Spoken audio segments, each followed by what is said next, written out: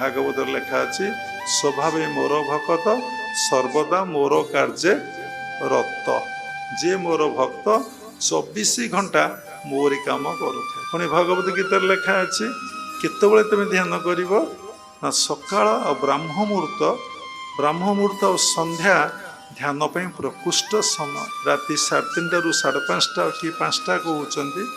से समय केवे निद्रा जावा कथा नुह से समय कुंडलिनी शक्ति जाग्रत थाए से समय वायुमंडल भगवत डिवाइन एनर्जी रे पूरा परिपूर्ण होता है केमिति ना से समय साधु सन्थ माने जगन्नाथ को ध्यान करी तांको भीतर डिवाइन एनर्जी डिवाइन करेंट बाहर के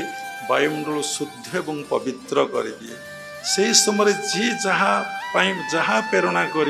जहाँ से मन मन भाव ब्रह्म मुहूर्त रही साधना कले ताकू से फल अति अचिरे ही प्राप्ति हो।